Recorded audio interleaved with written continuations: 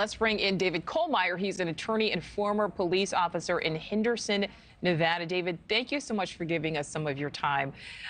This case has been, I don't know if I should say cold, because there has been movement happening in the background, presumably, but all of a sudden, we're hearing about Tupac Shakur's name in the news. Why does there suddenly seem to be this movement in the case, and we're more than 25 years out of the actual crime?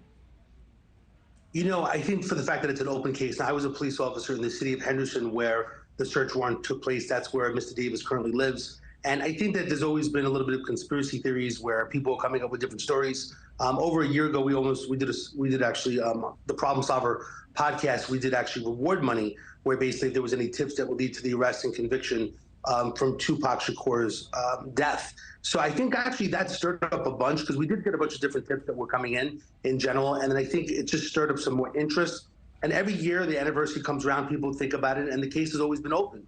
So, and recently also, Mr. Davis wrote a book where I think that they believe there's other information inside that house, whether it's on laptops or whether it's on the thumb drive, that there's more information that can actually link him to the actual maybe conspiracy or maybe the murder itself. Maybe there's other information, maybe there's evidence, but it looks like they're really looking to get information that's on a computer. So there could be more information that can lead to probable cause to the arrest of Mr. Davis or other associates of people that were in the car that day when Tupac Shakur got killed. Right. And again, as you say, Mr. Davis could have been in the car. It's not being alleged that he's the one who pulled the trigger, because there's this widely held belief that whomever actually pulled the trigger is long since dead. So ultimately, David, what are we going to learn, and why is that still important?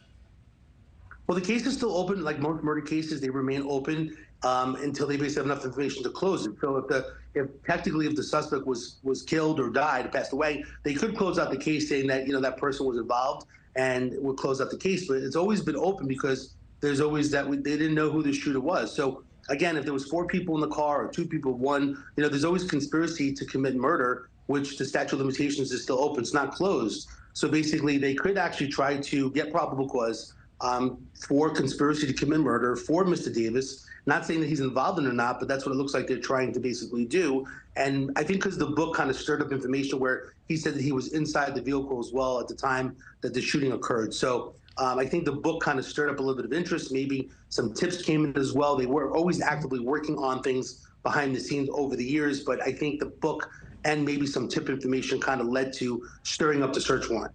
All right, so David, last question for you. Do you think we will ever ultimately know what happened the night Tupac was killed? I do believe it's going to be very interesting what comes up. They got a lot of stuff in the search warrant. So, I mean, there's definitely something's going to be there in general, some information which they probably didn't have before. And like I said, these days, probable cause, it's 1% over 50%. You could arrest someone when you get 51%. So, we probably think he's involved in something. You can arrest somebody. Doesn't mean that the charge is actually going to stick, right? Doesn't mean that he's going to go to jail or go to prison, but you can arrest someone and you can have a case. And the sad thing about the justice system, too, is that a lot of people will negotiate something just because they don't want to go to trial and have a jury of 12 people decide their future. So people take deals and stuff like that as well. So it'll be very interesting how they press him or what information they get. So it'll be interesting to see what comes forward. Yeah, well, it'll be interesting to see if there is justice for Tupac decades later. David Kohlmeier, thank you. No problem. Thanks for having me. Well, thank you for watching. Go to newsnationnow.com to find News Nation on your television provider. And don't forget to click the red subscribe button below to get more of News Nation's fact-driven, unbiased coverage.